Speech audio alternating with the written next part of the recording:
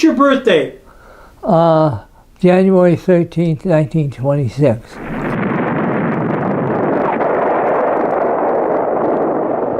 December 7th, 1941, a date which will live in infamy. What do you remember about that? The Japanese attacked Pearl Harbor.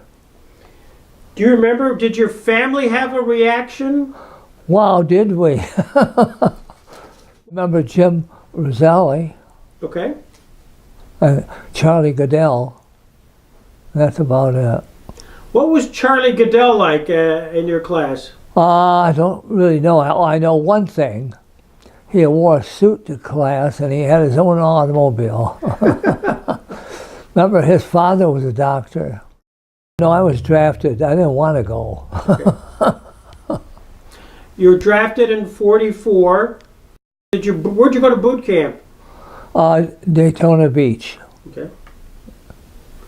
And what did they train you for? Infantry. What'd you think about boot camp? It wasn't too bad. Yeah.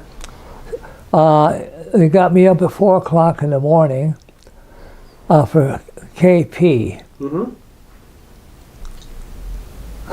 Well, for the camera, not everybody's going to know what KP, Kitchen Patrol, was like.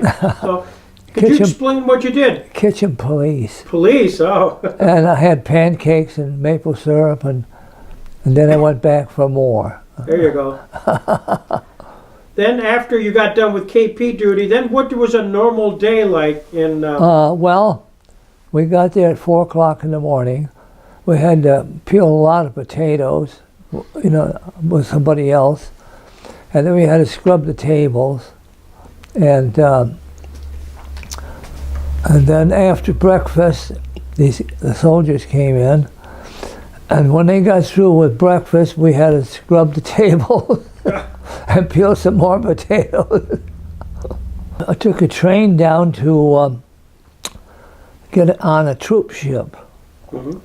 And when I got inside the troop ship, they had these hammocks, you know, and I was laying on a hammock. Did you get seasick? Yes, and I had to throw up. I don't think you were alone. Your troop ship, did you worry at all about submarines? No. No? I worried about throwing up. What was the food they were feeding you? Sauerkraut and wieners. I landed in Le Havre, France. Okay. We all get up and put on the full pack, you know, and we had our bayonet and a rifle, and we would walk along, and then this one guy said something, and so the lieutenant said, double time, so we had to run. We went to a square building, and they had us put these masks on, and then they let out all this tear gas. I didn't like it. And then I got back out of the building, and well, I was crying. You know, my tears were coming out of my eyes from the tear gas. This was sort of gas mask training? Yeah. I bet you didn't like that. No. Did you only do it one day, or was it? Just one time. Well, we didn't quite get to Paris. Home? Did you write letters back home? Yes. Back to my sister Edith. Okay. And she wrote back to you? Yeah. Well, my brother was trying to learn how to play a trombone. But he couldn't make it sound.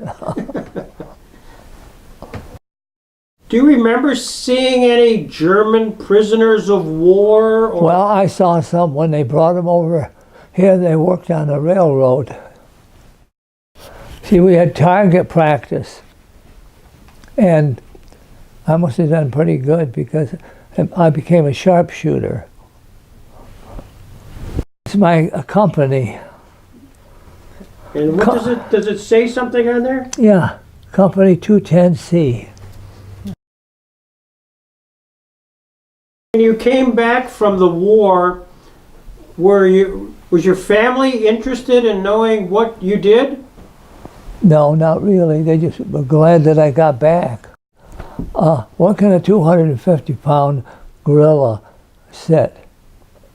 Anywhere he wants.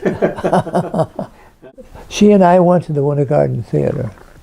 That was really nice in there, except once in a while the bats flew around the screen. Wow. And then when we went to the Palace Theater, and one of us propped the door open, with a rock. So we all got in. One of the guys went up on the stage. Really?